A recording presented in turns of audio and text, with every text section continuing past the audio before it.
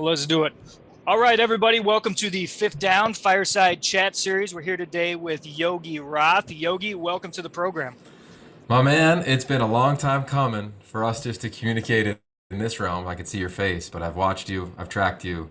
You did something that I know a lot of people have dreamt of doing just in the last year in your college football sporting life. So thanks for having me, man. Yes, sir, absolutely. That fireside chat is kind of patent pending. I'm not sure has that been used somewhere in the past. I'm trying to track that down. Yeah, probably like on every interview, but that's okay. It doesn't matter. It doesn't matter. Yeah, I don't have a name yet. I'll come up with something better later. Good, good. Yeah, so Yogi, I'm really glad to talk to you as well. You have a fascinating journey in this sport and in this country. Really, America affords some very interesting individual stories, and I think you're living one. So let's start back a little bit and then work into what's going now, if that works for you. I'd love to. Yeah. All right, so you're from Factoryville, Pennsylvania, is that correct? You know, it's incorrect. I went to high school in Factoryville. This one gets mixed up all the time. I don't know if Yeah, it's Wikipedia or something, but it I grew up, is. yeah, there it is. I went to high school in Factoryville, but the town is called Dalton. It's a Okay. town of 2,500 people. It was four towns. Factoryville was one of them that came together and formed one high school. And there's no stoplights where I grew up, man. There was nothing but a ball and then a pharmacy and a firehouse and a post office and a bank and one little corner store and a library, and all I knew was play. And I really believe like the asphalt of those streets embedded in me a competitive temperament and the willingness to dream big because that's all we did. Right? You did this, I'm sure, as a kid. You'd play hoops and it wasn't all right, 2 on 2. It was I'm Jordan, I'm Bird, I'm Magic, I'm Barkley. And then whatever the sport was, the same thing ensued. And I think all of us, the three guys I grew up with, we all thought we were pro athletes. One of them's coaching linebackers in the league for the Seahawks. I'm doing what I'm doing. The other two are doing well, but we always felt we could do anything. And I hope that my kids feel that as they continue to grow up as well. Yeah, absolutely. I had a very similar childhood experience growing up, especially the driveway basketball, the Jordan Bird. Yeah, exactly. There's a story my grandma used to tell down when I was really small, and I had one of those plastic hoops down in the basement that you could elevate up to about 5 feet at its top. And she saw me down there playing one day and asked what I was doing, and I said I'm Larry Bird. And she said, "You're pretending to be Larry Bird?" And I said, "No, I am Larry Bird." And that was how intense that was as a kid, pretending to be the guys who you saw on TV, the greats. So I I relate to that childhood experience very much. For those who don't know where Yogi grew up, it's near the Scranton Wilkes Barre metropolitan area. So as he was saying, it's a small place. How big was your high school? Graduated with I think 81 people. 81 people. So did you guys play 11-man football? We did, yeah. We played 11-man football, and for me, I fell in love with the game at a young age, like a lot of kids do, where you go to those games and you watch them. But I had such a vivid memory when our high school team, Mark, would come off the field. They would always be in defeat, and it was always a close game. And that was kind of our town, and that's kind of Pennsylvania, right? Like coal region, like you scratch, claw, fight, compete. Sometimes you come up a little short. And when we grew up, the friends that I referenced, we were like, we're gonna flip it. And it was really cool as a kid to grow up, and all of a sudden in ninth grade, I'm starting varsity, right? And we're Right. terrible. And then 10th grade, we're a little better. And then 11th grade, we win the league, and we're the best teams in the state. Senior year, same deal. And what was cool to watch was the town that you referenced and the 81 people per class. It was a 7th through 12th grade school. It went from maybe 81 people in the stands to 5,000 people in the stands. Oh, And the wow. town would be driving to every game. And I got to really live that fabric of what Pennsylvania football was in the 60s, 70s, 80s, a little bit of the 90s in my own life. And I think I saw the galvanizing nature of the power of play and a ball.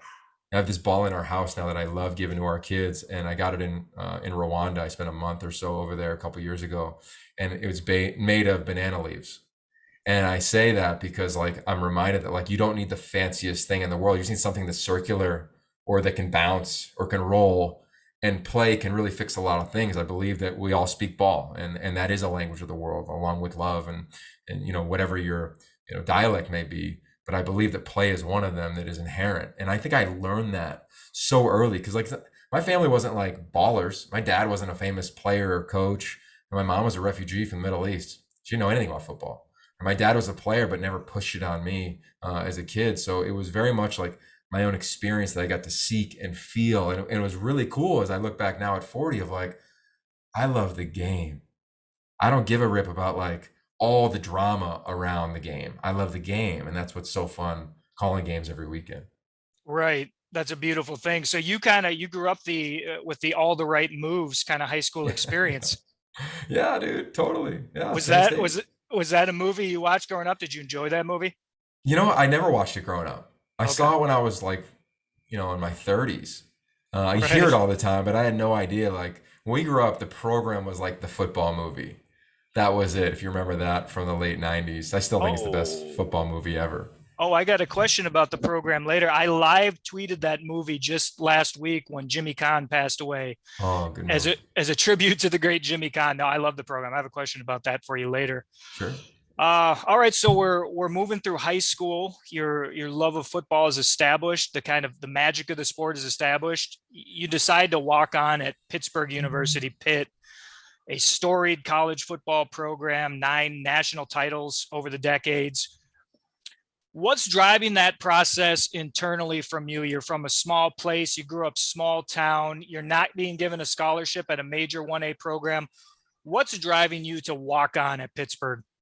Yeah, I can remember being a kid and I failed a earth science class. My mom pulled me aside in our backyard on a rock. I could see it like it was moments ago. And she said, "Hey, Yogi, don't screw this up." And I was like, "What do you mean?" She goes, "I don't care if you get straight A's or not." I was failing. She goes, "But you live in America. Don't screw that opportunity up." And I think there was something in that that led me to believe, like, well, why can't I go play? Why not? And then as I went through my playing career, we were a tiny town. The internet wasn't really a thing. Recruiting was VHS dubbing, right? Like all day long, two VCRs. And I just felt like I could play at that level. I'd go to camps at Pitt, Notre Dame. I hit them all up, the Nike camps. So it was right when that Elite 11 Nike camp first started was my first year or my heading into my senior year. So I saw that on the ground floor. And I just felt like when I saw other big name players, I could play with them. I can remember I went to camp at Notre Dame, and it was a guy named Ronnie Rodimer, and Urban Meyer was the receiver coach. Bob Davey was the head coach, and they had one scholarship. And in my brain, the story I told myself was there's two receivers here to go get that. Ronnie was 6'4", 230, beautiful looking wide receiver out of West Virginia. And here I was, 5'11", buck 80, average looking dude, right? And I remember in every drill, I'd run to the front of the line, and then Urban would say, "Hey, Ronnie, get to the front." And then I'd run to the front of the line, and they just kept doing that. At the end of the camp, of course, they offered him, and I understand why now, but that's when it was cemented in my brain, like, I'm going to go to whatever school plays Notre Dame. I know I could play at this level. And when I chose to walk on at Pitt, the coordinator and receiver coach at the time was a former walk-on. I knew he'd give me a shot. I saw the receivers, I knew the depth chart, I knew the scholarship players coming in, and I felt I could compete. And that's what I did. And I learned really quickly that it's way harder to earn a scholarship in college than it is in high school. But it means something. It means something totally different when you can earn one in college because you earned it. Like you had to become a player, a contributor. And I played in my second game as a freshman, and the story kind of continued as your traditional walk on a scholarship story. But I had a really strong belief that I could compete at the highest level, and I could not live with myself if I was at Delaware or Ithaca turning on ESPN and watching Thursday night football, which was the big deal back then, and I had to try, and it's the greatest decision I made at that stage in my life.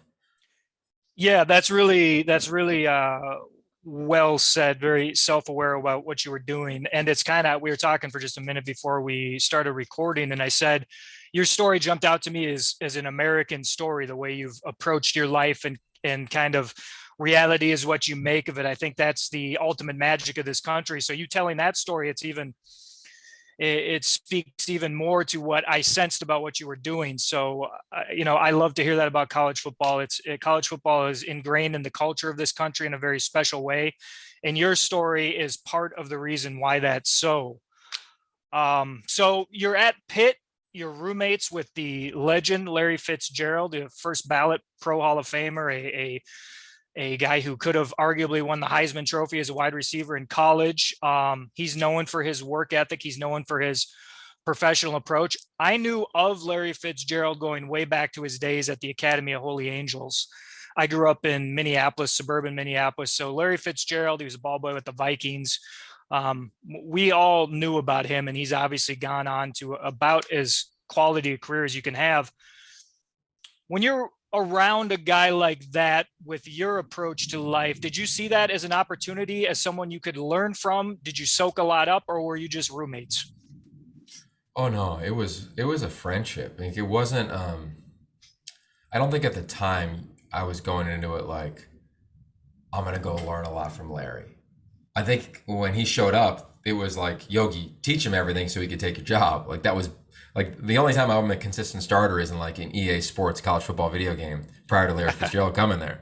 Um, but as he took my job and as he grew, our staff put us together to make sure that, my job was to teach him it. And as I watched him approach the craft, man, so many things stood out. I'll give you one of my favorite stories that I tell this to college players all the time. Uh, when we went to a game, you had to wear a suit. When the game ended, you got to wear your warm-up jacket at the time. First game ended, I think it was like Miami of Ohio or Ohio U or somebody like that. And the game ends and he puts his suit back on. And I said, hey, Fitz, like, you don't have to do that. And he goes, no, no, no, no. They're going to know exactly what I'm about from jump. And I say that because now if you look at his career, you said it. I love that you said he's a consummate professional. He literally knew what he was going to be about. He kind of knew the game a little bit because of his experience in the league and being around guys like Uncle Chris, as he would call Chris Carter, and Randy Moss, and Dante Culpepper, and Dennis Green, etc. Kirby Puckett. Like, he just had a wherewithal of understanding what it took to be a pro. So I think as our relationship grew, I really saw that with him. I remember asking him, hey, why are you leaving early? Because he got to leave uniquely early because he did a year to prep school. So he was 3 years out of college, but only 2 years playing in college, or 3 years out of high school, only 2 years playing in college. And he said, look, you go to college to position yourself to get the best job. If you're a doctor, if you're a lawyer, you go to school to position yourself to get the best job. I'm gonna be a top 5 draft pick. And that's like really when I started to really learn about college football, right? And I grew up a little bit and saw that side of it of like, oh yeah, you gotta go. But man, I'll say all the football stuff I've learned pales in comparison to he'll call me when we had a baby, when we got married, when my mom died, and vice versa. So it's a real fun relationship to see him become a father, to watch his career, of course, on the field. But he's really never flinched in terms of who he was that day when he showed up. Long, lanky, couldn't bend great, but could catch everything, too, as you referenced, a first ballot Hall of Famer. And I think every teammate would say that about Larry. Yeah, yeah, really, really interesting anecdotes there. It's amazing who you end up next to in life, and it seems like the harder you work and the more you go after something, the more people like that you manage to brush up against and create relationships with. So I always like that story. So you finish up at Pitt and you end up in Los Angeles, all the way across the country. It's interesting. When I was looking at your time at USC, we overlapped almost perfectly. You were at USC, I think 2005 to 2008. I graduated from UCLA in 2008 and moved to Southern California in 2002. So we were there at basically the same time. I was there for the entire USC blow up from the 2002 season. If you can see over my shoulder, there's actually an orange. Yeah. That's from the 2003 Orange Bowl. I took it right off the wall. I was there with Iowa people, but USC, of course, beat Iowa in that game. So, I watched that go on in Los Angeles. I've seen what Los Angeles looks like when the USC is a big power in that city, which they're obviously hoping to get back to again. UCLA also trying to build back up. So how do you end up from Western Pennsylvania in Los Angeles coaching with Pete Carroll at USC? Yeah, it's one of my favorite stories because it was so impactful in my life. When I was 19, when I walked on at Pitt, the first guy I met was a guy named Brennan Carroll. He was a tight end. He's now the offensive coordinator at the University of Arizona under Jed Fish. And Brennan, for whatever reason, just took me under his wing, taught me how to watch film. We would train together. We would hang together. We just became best of friends. He ended up becoming the best man at my wedding. not necessarily knowing to me like who his dad was. Like you kind of grow up in that era, and it's not like media was what it is now. I knew of him, but didn't really think anything of it. And I think he had just gotten fired by the Jets when I got to Pitt. Anyway, long story short, when Brennan was 2 years older than me, so when he finished playing, he moved out to LA and he began his coaching journey. So I would come out in spring break. He'd be like, come out to LA. And I can remember dropping into Manhattan Beach and calling my mom, being like, yo, why don't we grow up here? And she was like, dude, I've never been there either. Tell me about it. But you just saw this magical land. And then I would go to work and I would work out at SC. I worked the summer camps and I would meet guys like Mark Jackson, who is a dear friend now, the AD of Villanova, Lane Kiffin, Steve Sarkisian, Norm Chow, Kenny Norton Jr., and obviously Coach Carroll. That staff, and I left off a bunch of names, was a who's who of staffs when you look at how guys have launched out of that time at SC. But Pete and I really bonded. I can remember the first night we went to dinner, went to a place called Chart House in Redondo Beach, and we're sitting next to each other eating a salad, and he goes, so what do you want to do with your life? And I said, I just want to impact the world in a really cool way, And he looks at me dead in the eye and he says, okay, then all you got to worry about doing is creating value. Don't try to climb the ladders of success rung by rung, just create value. And I'm like, okay. So I took that back with me as a teammate, as a player. And then eventually, I can remember like yesterday, he calls me after they beat Oklahoma. It's like the day or two after that to win a national title. And it's about it's probably like 11 o'clock East Coast time, because I was at Pitt, I was doing radio there. And he goes, hey, what do you think about coming out? And I was like, yeah, I'll come out. I don't want to coach, but I'll come out. I'll just get me my master's. And he goes, all right, we'll do recruiting, whatever, just come out here. And I moved out a week later. And a week after that, he sat me down on his couch over a breakfast burrito and he said, well, let's just coach, huh? What do you think? And I said, yeah, you're right, I'm in. So I was in. And what began was, when I say the clay that my parents created and shaped, he molded. And to be 22, 23 in LA and sitting in rooms with Coach Carroll, because I would become his driver, his gopher, eventually one of his close friends. And we would often talk about so many things like, of course, football, but life in the inner city of Los Angeles and how to curb gang violence, to, hey, let's do a movie together. Let's write a book together. Let's have a peace rally together. All these little things, let alone, hey, watch this on third down. This is what we're going to try to do. And I really feel like I got such an education from him on the game, on how to be a head coach, how to be successful, how to compete. So many elements of how to create value that stemmed from that first dialogue at 19 that still continue today, right? My new book, 5-Star QB, he wrote the forward in. And it's not by happenstance. Like, that was really purposeful because of the impact he's had on me and the impact I think this book can have on people as well, with his voice in it. Yeah, I have more to ask you about Pete Carroll. What you said is something I've observed about Pete Carroll, and it's interesting to hear someone who spent so much time with him on a personal level, to hear that he's like that. That approach to life really interests me. And so we'll circle back on that. You just mentioned it, 5-star quarterback. Yogi has a new book coming out, and that is one of the primary reasons we're chatting today. I saw a good part of it yesterday, read it all the way through. It's a fascinating concept and idea. So before we delve into what this book is, you've now written multiple books on college football. You've made documentaries. So you've talked about this already, but just in brief, what is it that you love about college football, or what about it allows you to impart the wisdom you have to these athletes and the people around the game?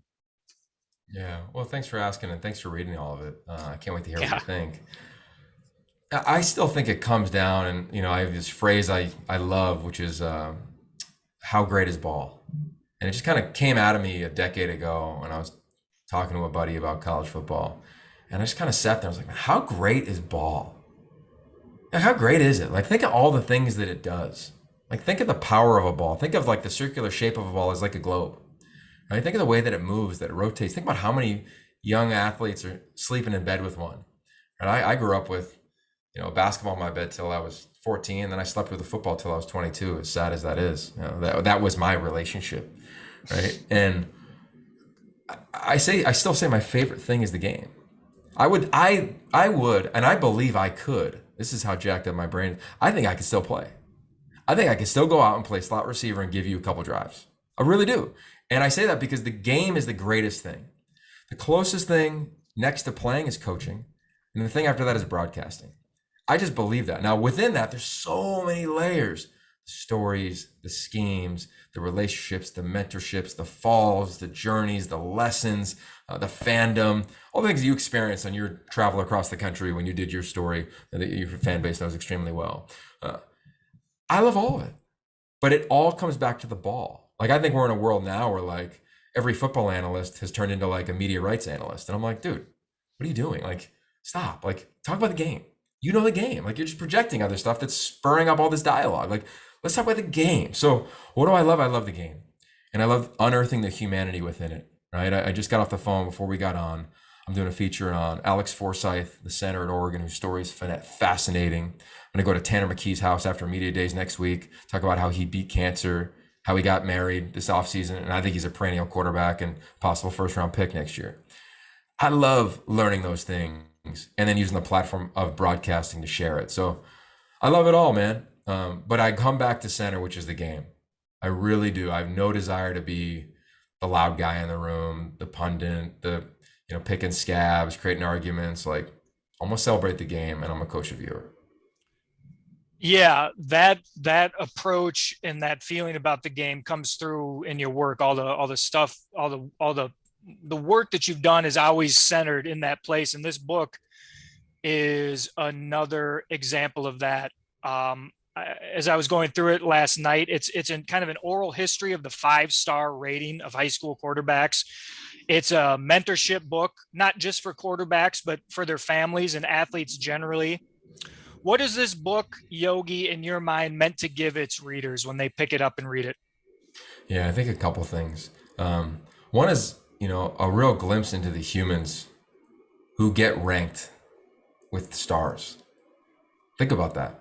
Not one of the 54 quarterbacks we talked to ever asked to get a 5th star or a 4th star or a 3rd star or a 2nd star or 0 stars. They never asked for this. It just got put upon them. And I think we live in a world where the fandom is so aggressive and now social media is so easy to access human beings that there's a dark side of this. And all these athletes that we interviewed, from guys that have made it to the NFL and guys that never played in college, they all said the same thing, which is, I never asked for this ranking. I was just playing a game with a ball that I loved. And then all of a sudden, as Ryan Perlew shared with me, and I was on my farm in Louisiana, and all of a sudden, like, I got a call that I was a 5-star quarterback and the top rated guy in America. I didn't ask for that, but now I got to live up to that. I got to deal with that. And I get there's pluses and minuses to that, because you're getting free education, you're getting scholarships, you're getting attention. There's beauty on both sides. But I wanted to first and foremost, like, take the helmet off these players. Like, you will love the cover of the book because it's their faces. It's all of the faces that were interviewed in the book. Because I want people to see them as humans versus, hey, my QB.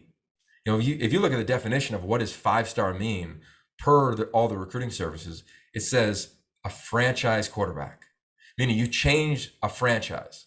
Well, out of the 134 quarterbacks who at one time were a 5-star quarterback, only one changed a franchise and won a Super Bowl. It was Matthew Stafford, year 13, team 2. So if we use that definition, everyone else is a dramatic bust, right? So that's the first thing. The second thing is that I want this book, and I think it will be, and I love what you said, it's going to be a tribe of mentors for their mentees. All these quarterbacks, all these recruitable athletes that are going through the journey and don't know how to handle an official visit, don't know how to deal with NIL, struggling with their mental health, don't know what manhood looks like on a college campus, don't understand high performance psychology, don't know what it's like to play, don't know what it's like to transfer. All those things are addressed by the 54 quarterbacks. We asked them all the same 22 questions. They all answered, from Mark Sanchez to Matt Barkley to Cam Rising to Caleb Williams to Rhett Bomar to guys that some people have never heard of because they've never played, but they all answered the same questions. And then we layered in 40 ambassador letters from ambassadors of the game: David Shaw, Chip Kelly, Dan Lanning, Ryan Day, obviously Pete Carroll, Brenda Tracy, the Holinsky family, CJ Stroud's mother, Kimberly, Bryce Young's father, just to try to give advice back as a mentorship to the parents that are going through it. So those are the first two things that we want to do. And then we want it to be fun, right? A fun experience for that athlete to be writing in the margins and saying, like, Oh, that was really cool. Oh, I got a question there. To work it like a playbook, work it and get filthy in it. And that's what I love about it. I mean, it's almost 600 pages, bro. There's a lot in there. And I hope that athletes go to the NIL chapter when they need to. They go to a parent chapter when they need that. Like, I think there's different stages of life where you can tap into this book. And I look forward to hearing what people think about it. Yeah, it's a really interesting idea and a really interesting concept. When you were just towards the end of your statement there, I was almost analogizing it to like NIL education that athletes are going to need to get in college now, in terms of a business education and an understanding of what it means to sign contractual obligations in exchange for money. It also works that way with your rating and your recruitment and how you conduct yourself on campus purely as that student athlete. And so this book, it's almost like a college course if you use it the right way, is kind of the way it was sounding to me. In addition to that, the first point you made about how many quote unquote busts at the 5-star rating there have been, that is another excellent point. In the world we live in today, the hyper exposed, hyper analyzed, social media evaluated world, particularly at that age, the late teens, early 20s can be a difficult stage in life, period. Dealing with that kind of pressure can be absolutely brutal, and people can be totally ruthless to these athletes who work extremely hard. Well, that's kind of the jumping off point to the book. Joey Roberts and I co-wrote it together. We've been on the Elite 11 circuit. I think he's a year 12. I'm in year 15, 16 of basically the premier quarterback camp in the country. Like American Idol for high school quarterbacks. We've seen all these guys. We've seen them all at 16. Whether they were Jared Goff, 3-star, who went to number 1 pick in the draft, to Jameis Winston, 5-star, number 1 pick in the draft, and Trevor Lawrence and Justin Fields and everything in between. And it hit us 3 years ago. We were at a coffee shop after the Elite 11 and saying, we keep answering the same questions from parents and players around how to deal with all this. Like, you can't Google how to be a 5-star parent, how to be a 5-star quarterback. Like, there's no answers. And that really became a jumping off point of like, okay, let's do this. Let's pour in. Because when you look at the data, and that's where Joey was masterful with the data, over 50% of these quarterbacks have transferred at least once. Think about that in and of itself, just that number, right? When you are the alum of whatever your school is, right? You could be Florida State, I see that in your backdrop, or Alabama, I see Bear Bryant, and you watch David Cornwell or Blake Barnett sign at Alabama, you're thinking, we got our guy.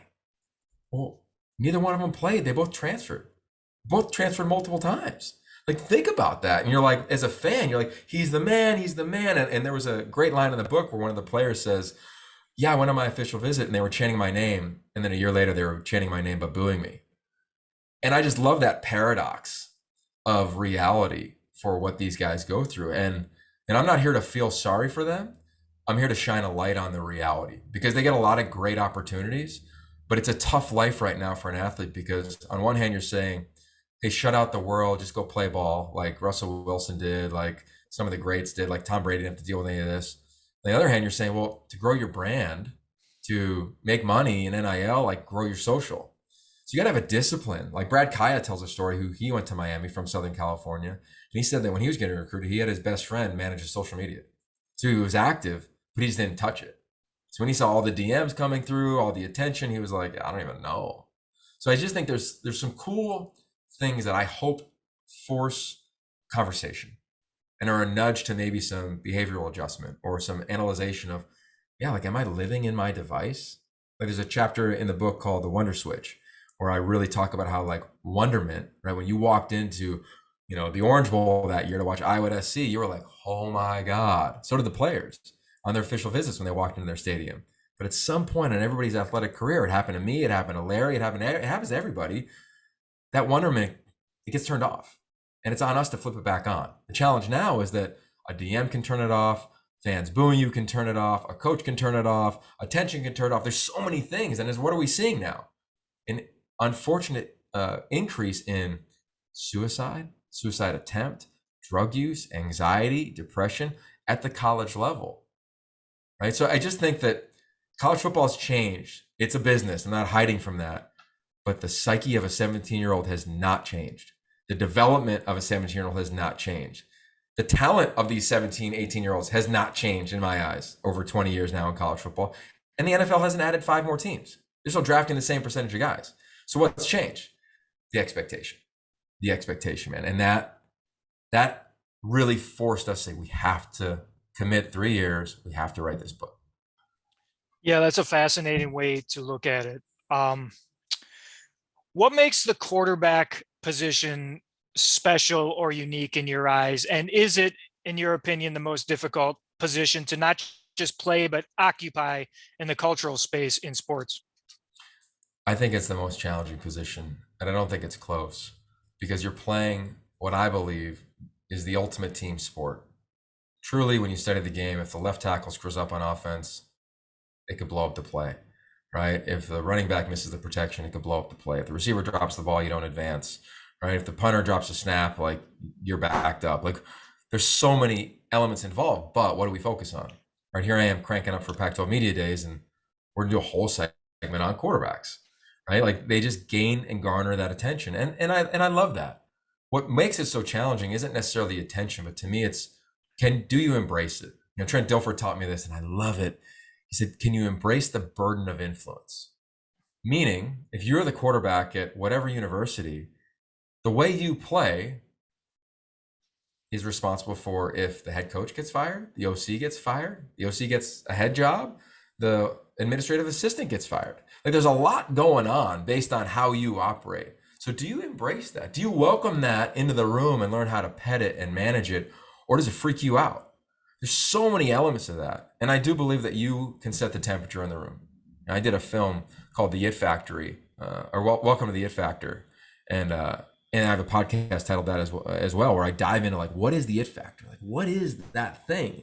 And what I've learned it to become is that when you walk into a room as a quarterback, you will influence everybody, but can you make them better? And that is a skill that I think a lot of fans think is inherent. That skill is learned. And in an era of 7-on-7 and no huddling and no looking people in the eye and kids swiping versus talking, like it's even worse. So there's a lot to what makes it a beautiful position, a challenging position. And man, it's fun. You know, when you're in the proverbial like foxhole with those guys prepping for a game, where you learn about their process, man, it's awesome to watch how much they commit to that part of the craft. Yeah, football is the coolest sport. I tell people who never played that until you're in a huddle, calling out a play, ready break, clapping with your teammates and coming to the line of scrimmage, you just don't understand the intensity level of a football game and what a unique headspace that is to be in and play in and try and control yourself. And it's one of those things when you're done and you look back, it's almost like you hope you can do it in the moment, but when you look back, it's almost like the education really begins when you start to understand what was actually happening. I espouse that theory that you just did about the quarterback and his ability to influence a room. It reminded me of another guy who's had a lot of success, which is John Gruden. He's known as a quarterback guy. He's had shows on ESPN, etc. John Gruden always said that the starting quarterback when you see him. There's a certain swagger that goes along with the skill set that also has to be there, but there's a certain command to the presence. And he always used the anecdote of Brett Favre in Green Bay. You know, Brett Favre was at Southern Miss wearing a D-back face mask and kind of goofing around as a quarterback and a lightly regarded prospect. He was interesting, but he certainly wasn't the number one pick in the draft. And within just a couple of years, he gets an opportunity in Green Bay. Gruden's an assistant coach, and he just said, you knew from the moment Favre got his opportunity, that was going to be the franchise quarterback at one of these storied franchises in NFL history. So I think kind of what you're getting at there is a bit of that. Yeah, David Shaw, I quote him often in this, where he says, I look for the moment where the shoulders drop.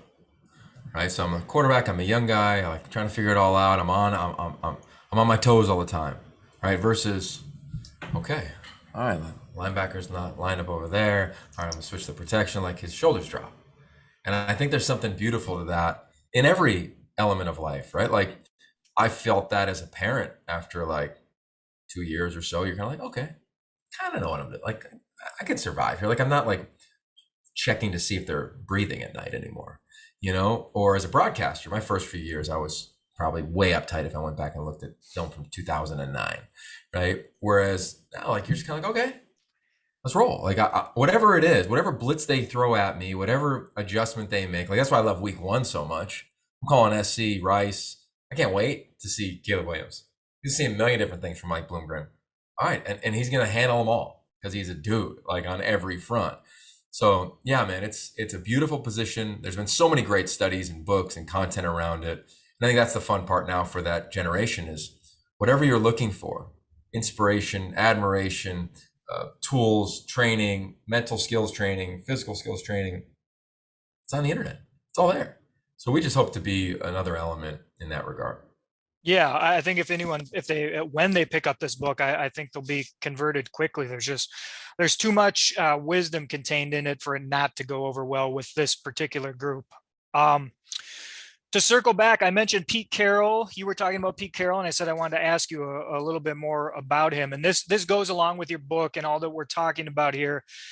And something I noticed about you as well as Coach Carroll is a systematic approach to life, which appeals to me. At UCLA, we had John Wooden, who I think was the ultimate systematic approach. This is what I take from my philosophical reading and my approach, which is build a system for yourself. So as you operate every day, you can be satisfied with the effort you're putting into being the thing you want to be, as opposed to chasing a result, which oftentimes can be out of your reach. So you have a book called Win Forever with Pete Carroll, which I think is about this kind of approach to life. So am I right in saying that? Is this an extension of that approach of building a system to approaching life as opposed to chasing certain objectives every day? Yeah, I could think back to it like yesterday. We were in Santa Monica, at the time, and I think he still is, his agent and representative's office. And it's kind of like Pete's guys were all in the room, and we're debating, what do you call the book? Is the title Always Compete, which is who he is at his core, right? Like, I really feel like his name is PETE on like some divine purpose, because compete is how I define him. There's going to be always compete or win forever. And we battled back and forth between the two, because I think if you were just off the street and maybe a sports fan, you see this book Win Forever, you're thinking like, oh, it's all about winning. But as we needle down into it, and as you see in the pages of that book, it's all about like, can you sustain success over a long period of time? Like, can you win forever? Right. And that's why I think when you look at his success, whether it was in the league or at SC, ever since he really figured it out, and John Wooden had such an influence on him, it's the first sentence in the book. I slammed the book shut, stunned. It took John Wooden, I'm guessing here, 12 years to win his first national title. And then he won 10 of the next 11 or whatever the stat was. And Pete was like, oh my God, once I figure it out, once I figure out my systematic approach, look out. And look out what's happened, right? Look what's happened. And I just think that he hasn't flinched. Like the day he took the job in the Seahawks, I was with him at the Rose Bowl. And I remember asking him on the way home, like, so what is it you got to change now that you're going back to the NFL? And he goes, nothing but the days of the week. That's it. You move everything up a day, schedule wise. And I was like, really? All this money and all these egos and all the NFL thing. He goes, nah, man, I'm not changing a thing. And look at what's happened. So I think it's a true commitment to that. And he asked John Wooden after he won his first national title at SC, went up to him and he said, I remember being there. He goes, Coach, what'd you change after you won your first one for the next year? And he looked at him and just started laughing. And Pete said he knew the moment the words came out of his mouth, that was a bad question. And he goes, nothing. You double down even harder on your philosophy and your approach and your systematic way of thinking. You can nuance things, but you either believe it or you don't. And he would always say you're either competing or you're not. Something I still believe in now. I'll use it with our 7-year-old. Or you're either competing or you're not. Like, you trying to be good at whatever or you're not. Like, it's one of the two. It's not a hard stance, it's just a stance. And I think words and actions are such a cool phrase of like, you can say everything you want, but what are you about? And Pete was magical in that regard. In his book, I still hear about it from people, which is cool because it's a testament that it wasn't just stories about winning games and titles, but it's true true tools to live the best version of your life. Yeah, that's when a great philosophy is boiled down, I believe it's extremely simple at its core. And that's an extremely simple philosophy, which is why it passes the test to me. With Wooden, I think you were close. I think he was there 15 years before he won his first in 64, and then won 10 of the next 12. There it is. Yeah. So I believe it's somewhere right on, definitely 10 of the next 12 and something like that. But Wooden talked about that himself. He said he was building that system the entire time he was there, and it got to a point where it became locked in. So interesting to hear Pete say that. I noticed that in the preface to your book that Pete Carroll wrote, or the introduction, I should say. He said, no matter what, the best players play. And the way he finds that out is by having them compete for their positions or compete against each other. So again, the simplicity of that is a beautiful thing, in my opinion. Yeah, I pulled the book out just to read it. Okay. It said, I slammed the book shut, stunned. It had been 6 months since I'd been fired as the head coach of the New England Patriots. And in the summer of 2000, I was trying to figure out what to do next with my life. I was reading a book by the legendary basketball coach John Wooden. It took him 16 years to figure it out. I told myself, but once he did, he absolutely knew it. After that, he rarely lost and went on to win 10 of the next 12 national championships. It seemed like he won forever. And I just think that's true. And as a young kid in my 20s, Pete would challenge me, man. Like, hey, okay, you want to be a broadcaster? Who are you going to be? What are you going to be? And I was like, I remember it like yesterday, I'm going to be Kirk Herbstreit. And he goes, oh, you're going to be another guy. You're going to be a different human. Oh, interesting. How do you do that? I was like, damn. He goes, yeah, yo, go to work. What's your style? What's your vision? What's your theme? What's your philosophy? Come back to me with the answers. I came back with 36 pages.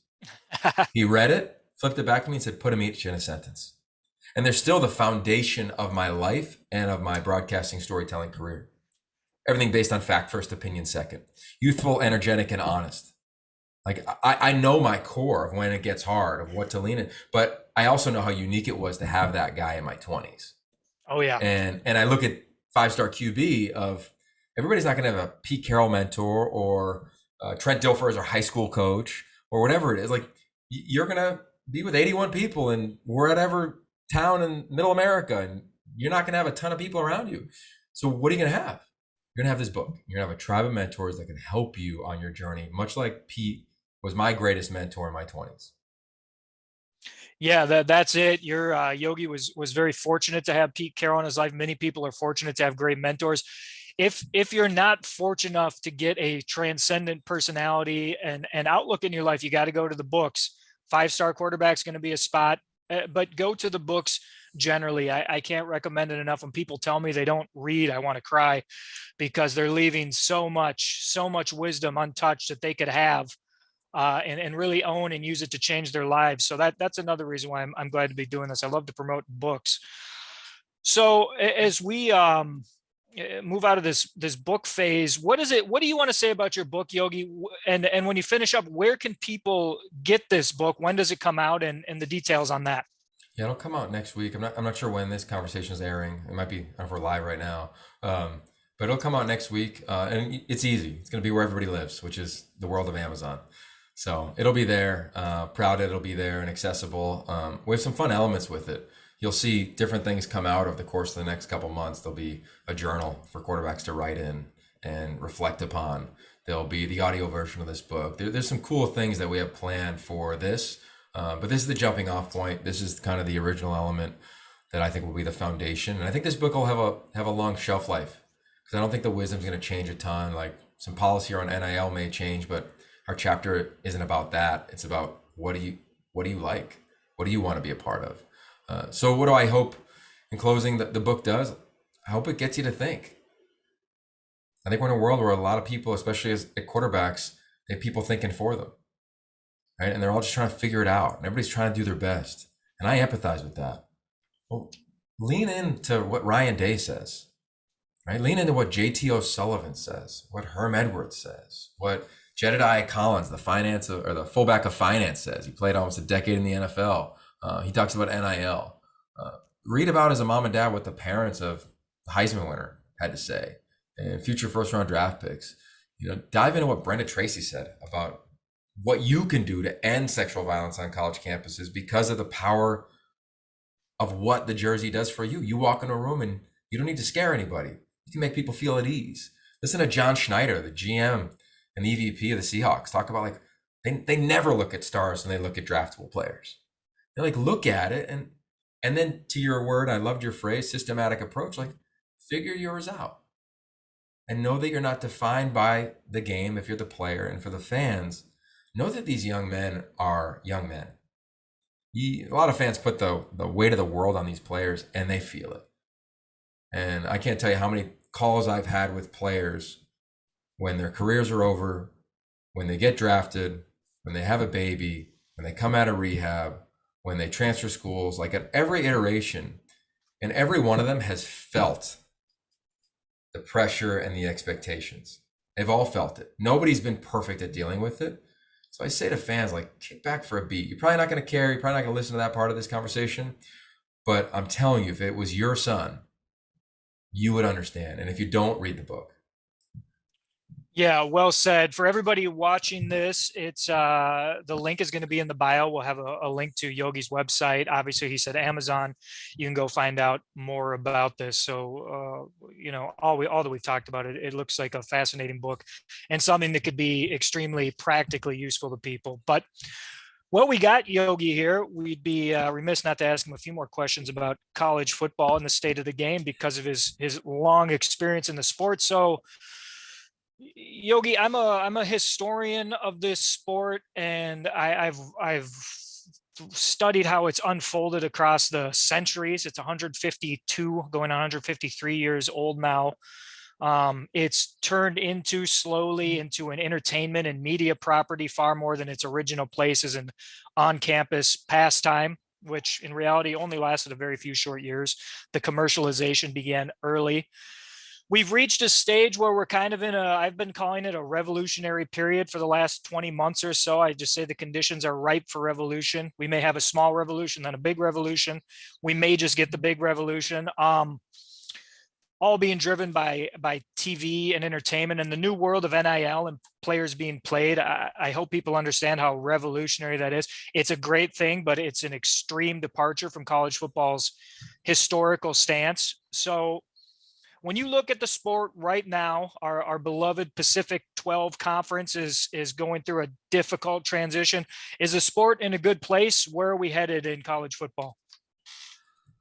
I don't know. I know where we're not headed though. Like we're not headed to destruction, and as SC and UCLA left, or last year when Texas and OU left their respective historical conferences, I think we all feel a shock to the system, right? I've been in this league for almost 20 years now. I felt that too. But as I came out of that initial weekend, I was like, well, all these other schools aren't just going to quit football, and all these other schools aren't going to stop producing NFL talent. And I think that's the biggest misnomer. And I put a lot on what's gone on in college football and the college football playoff, right? When the playoff was created, I've said it then and I'll say it now, I think that it wasn't healthy for the game because it made it all around media dollars. It made it all around an end goal. And we forgot the beauty of what college football is outside of when you went to the game or if you just followed your team. And I'm worried in that regard a little bit. But as I tell players and when I talk about football all the time, I remind people that, hey, let's just say the SEC is going to have the most guys drafted. They're usually in the 60s. The Big Ten's in the 50s. The Pac-12's in the 40s. Right, so it's not like we don't have players, and I think that's often misrepresented when everybody's a media rights expert or teams leave, and you're thinking, "Oh, the league's gonna fold." Like, it's not. Like, I just think the Pac-12 is gonna emerge. Now, how will it emerge? I don't know. You don't know. Everybody can project how they think it's going to happen, but none of us really have a clue how it'll shake out. But I do think it's going to shake out, and we're gonna be all right.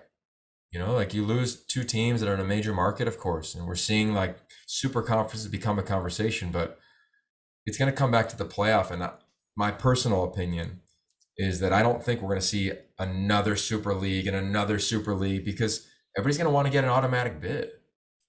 Like, I just think the powers that be will figure out how to make it the healthiest for the schools that are there, whether that's financially, whether that's scheduling, whatever it may be. What is the healthiest element for the sport? So I loved your phrase. It's a revolution. Is it big, small, in the middle? I don't know. Is it over? No, I don't think so. But it's changing, and I don't think it's going to stop. And I'm curious what players will think in a couple of years when their school is making, let's just call it $100 million. What are the players going to think about that? Like, are we going down the road of professionalism in college football? Probably. And the sad part, and I say this in the book as well, is that I kind of say it'll sound funny, but it's not meant to be. Of, hey, player X, stop spending time trying to create a logo, leverage the logo that you're wearing. And I still think that no matter what happens with conferences and teams and realignment, like an OK State degree is still going to have juice, right? Obviously, a Stanford or a Cal degree is still going to have power, right? Wherever you go across the country in major college football, there's going to be a great element to where you go to school. Don't miss out on that. Because again, the one thing that will not change is the percentage of players drafted. It just won't, right? So I think that we're in a unique spot. It's super fluid, but I'm going to take the stance where I'm going to enjoy it.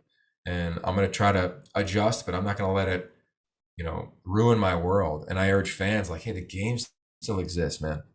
Right? We're going to be all right. The league's going to emerge. All these leagues, the shape and the style in which we look at them may alter, but the sport, the last thing it's doing is falling apart. It's just taking a different shape. Yeah. Oh, yeah. It's not falling apart. If anything, it's growing in strength and power. You make a lot of statements that I could jump off on. This is obviously a big conversation that could be had. When you talk about the school affiliation in the degree and the trend towards a professionalized game, I'm interested to see where that particular connection goes in the future in terms of a football team's connection to its university. There are Title IX implications, there are athletic department funding implications. We could be seeing a model where football detaches and affiliates with the university, meaning there's a college connection if you want there to be, or it can be a football trade school. I'm not sure what something like that does to the game, if it still works in that fashion, but a lot of what you're talking about, and as I start speaking about this, I don't think we can lose that vital connection to university and campus life and still have college football. Do you have any opinions on that?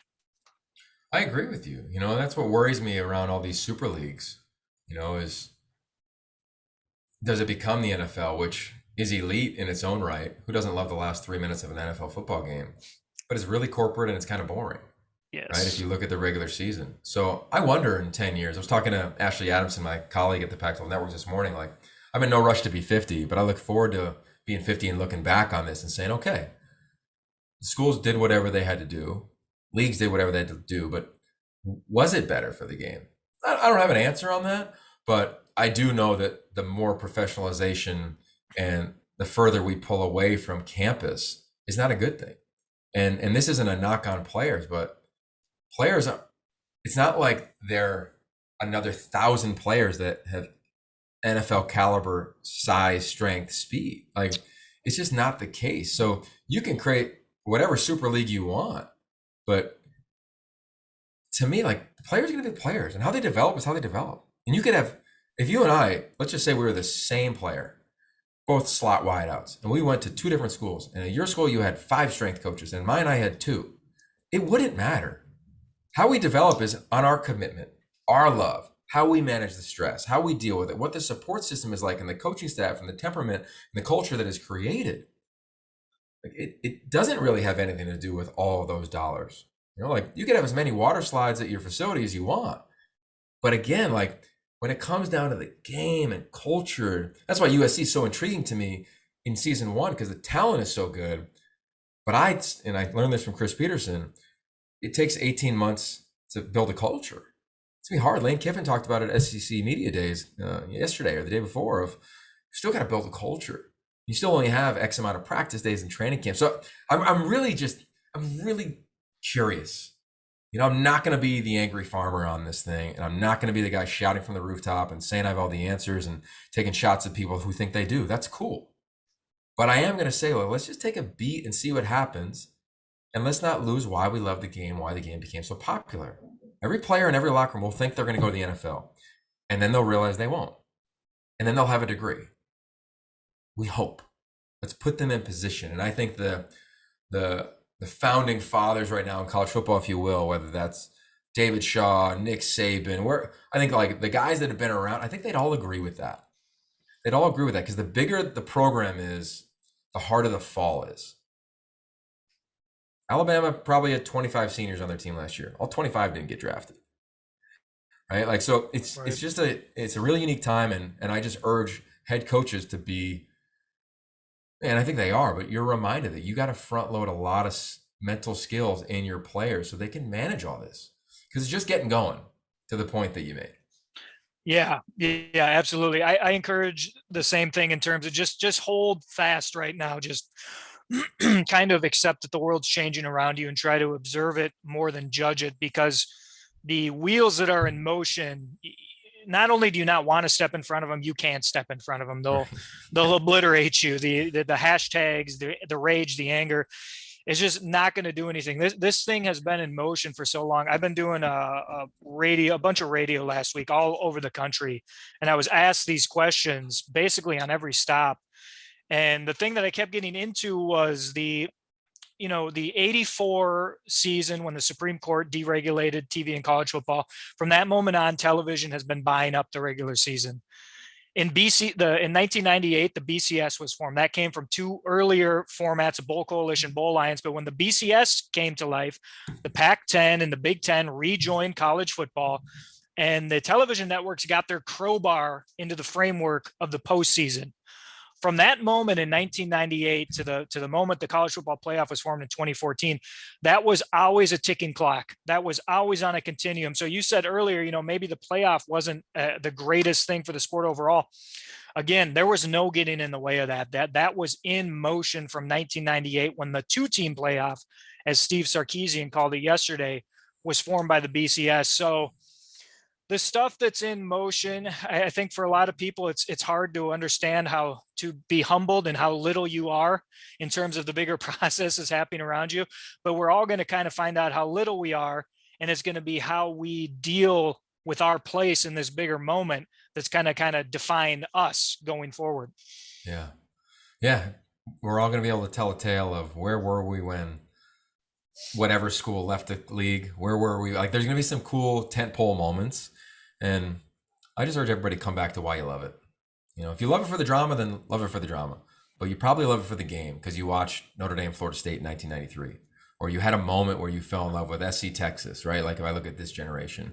Like you had a game. Like you love Marcus Mariota and the Nike uniforms and everything he did. You fell in love with his Heisman speech and tried to emulate the humility he had. Like, and that's what one of my favorite chapters in the book is even what's it like to play? And every player details their first start. And it's so cool, or they detail their first scholarship, the first, right? And then I think once we get in it, all of us can do it, me included, of like, you're in the game and all of a sudden you can just kind of take things for granted, like the game or the first. And I won't do that because, it might be your first book you read. If you're a high school player, it would be ours. Or the first game you tune into, it might be a Pac-12 network game. Or the first, show you watch on YouTube might be yours. Like we got to show up for that because we represent the game, man. Yeah, beautiful thing. That's what you just said reminded me of something Michael Jordan said in Michael Jordan to the Max, which is he said he always played as if someone was going to see him for the first and only time in the stands, and he owed it to them to show them who Michael Jordan was at his best. That's a great way to kind of make sure you're always in the moment. I love that you mentioned Florida State, Notre Dame, 1993. For those of you college football fans out there watching this or listening to this, if you haven't watched that game, go find it on YouTube. That was a game of the century. It was 1 versus 2. It was just one of the great games, in my opinion, the greatest decade of the sport, which is the 90s. But this also transitions perfectly, Yogi, into our last little bit here. There was another monumental event in 1993, and it was the release of a little movie called The Program. In my opinion, maybe the finest college football film, not just a movie, a film there it is, ever created. And I told you before, and those who follow me on Twitter, so I live tweeted that movie last week after James Caan, may he rest in peace, pass away. He played the coach in that movie, Coach Winters, and he was up against it. But so the question is this, Yogi, if you're sitting down to watch a movie about college football, are you picking Rudy or are you picking the program, and why? But it's not even close. I'm not a fan of Rudy because I think every walk Oh, on gets wow. dubbed. Yeah. I mean, a great movie, film for sure. I mean, I'll cry every time. But as a guy who wanted to go to Notre Dame, as I said earlier, and they turned me down, that's a turn off number one for me in that movie. But two, I think walk ons often get associated with Rudy. And you talk to anybody, my broadcast partner is Ted Robinson, who went to Notre Dame and he was a manager when Rudy was there. He was a manager with Joe Montana. He was manager then. He goes, hey, it wasn't that good. Right. So I think walk ons, all of a sudden you get looped into like, oh, are you Rudy? And I was always like, I'm not Rudy. Rudy couldn't run, or whatever. So no, the program is so powerful for me that I force my wife every year before the football season to watch it with me. She gets super annoyed because I, as you can quote every single line in the film. And I've become buddies with Alvin Mack, No Dwayne. way. Yeah, so he lives around the corner. His kids play. His son Wyatt played at Ohio State. Another son played at Cal. Good buddy. So yeah, I love that movie. I love everything about it. It was every Thursday night in high school football we watched at somebody's house. So yeah, that movie is ingrained in the ethos of my football being. I'll try to quote it probably once a season, and I doubt many viewers that are under the age of 35 have a clue what I'm saying when I drop a razor bear claw stinger as a middle linebacker, bring some pressure. Yeah, yeah. If you haven't watched it, you got to go watch it. I hate when I hear that movie maligned and people who kind of don't get it. It's hilarious, Yogi, that you have that tradition with your wife. I always watch it myself before the season, and I've talked my girlfriend into watching with me several times.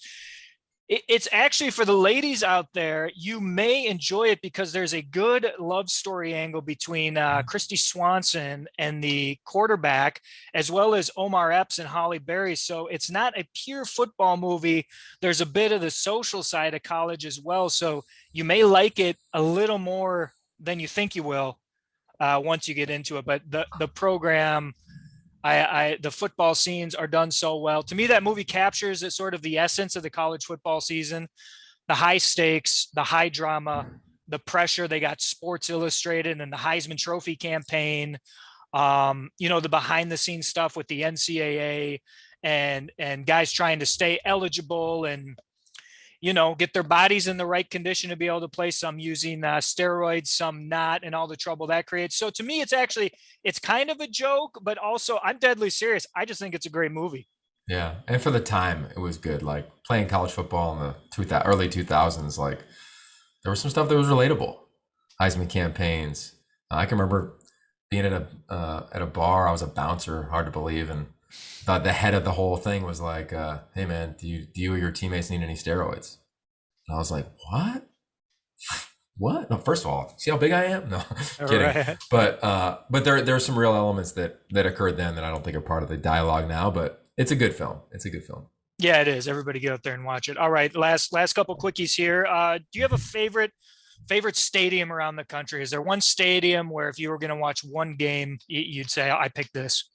That's really hard for me. I get asked that a lot, and there's nothing like the Coliseum to me when it's rocking and the team's elite and LA is alive. Uh, I still get the chills every time I go to the Rose Bowl. I stop and pay homage to Keith Jackson, right? And now it's called the Kirk Herbstreit booth, right? And every time I go in there, I love it because the lights are unique in that stadium, as you know, right? And then there's just a light in the broadcast booth. And it's a really cool reminder of the responsibility you have broadcasting that game. So I go there. Autzen is insane. Husky Stadium. I mean, I'm leaning towards a lot of Pac-12 schools. I used to call games in the Big 12, but none of them would surpass Utah. Sold out 60 straight plus games. So that's a hard one because I find something about every one. But if I had to get off the fence and give you an answer, my career dream in college football is to call the Rose Bowl. And that's not lost on me every time I call a game at the Rose Bowl. So I'd probably say that stadium.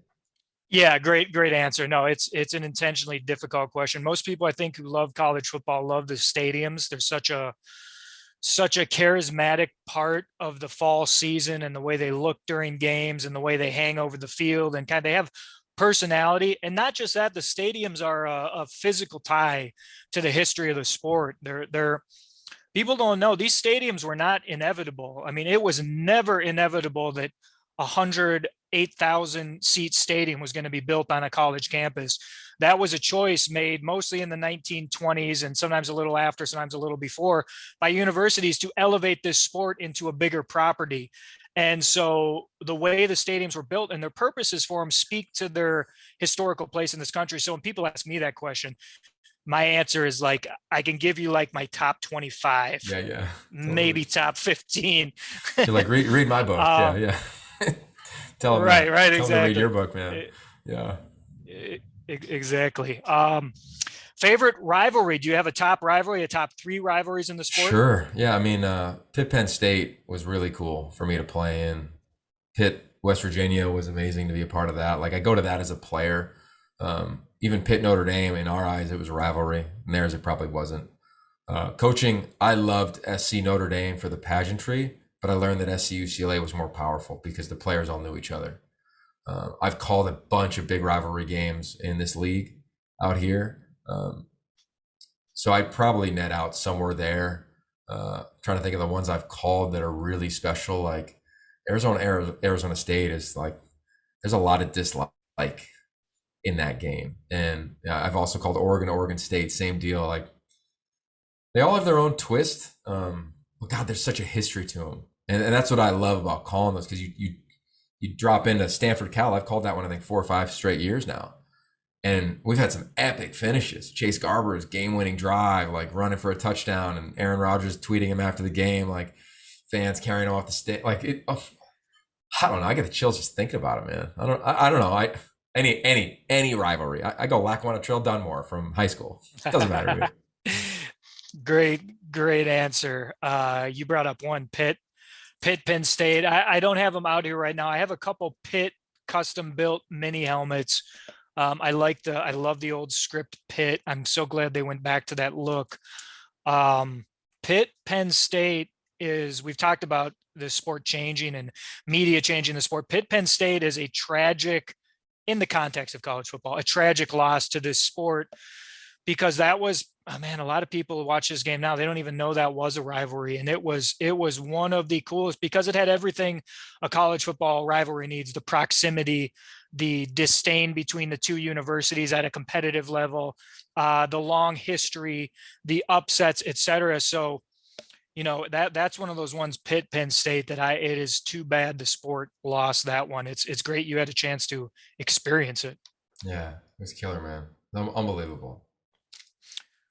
All right, Yogi, I've taken a lot of your time today. I really enjoyed the conversation. For those out there who don't know Yogi, we'll have him give us where you can find him on social media in a minute. Yogi, I've taken this journey over the last kind of coming up on 2 years now. I traveled all over the country. I'm writing a book on college football. This whole thing started totally from scratch in a notebook, so it's slowly built to where it is now. You meet some really cool people when you launch out and do something like this. Cool people seem to gravitate towards big projects, but not always. And for Yogi, I haven't had a chance to tell him this. It was really cool to have him jump in early and encourage the process. He was one of the earliest people I met on this journey. So he's a great guy. He's a fun follow on social media. He's great at his broadcasting job and his book writing and documentary making. So Yogi's a great guy to get around if you love college football. So with that said, Yogi, thanks for being here, and tell everyone where can they find you online, and where can they join the journey with you? Yeah, well, first off, thanks for saying that. You took the first step. My job was just to encourage it. It's been really fun to track, and I love it because your passion for the game, again, the game is just so evident in everything that you write, you share. I love our text threads on Saturdays, wherever you are in the country. So I appreciate that, man. For me, it's simple. At Yogi Roth on every platform. You can go to yogiroth.com. It's kind of the hub. Definitely sign up for the newsletter. You'll get updates on the book, get excerpts from the book. Just all the stuff that we're kind of rolling through there. It's an easy find. I'm an easy follow. I love dialogue and conversation, and ways to get better too. I'd love to hear what people think about the book, what they want more of in the book, and we can keep growing from there. Beautifully said. Thank you for being here, Yogi. Thank you for everyone for tuning in. We'll see you guys soon. And Yogi, we'll talk. All right, brother. Peace. Yes, sir. Take care.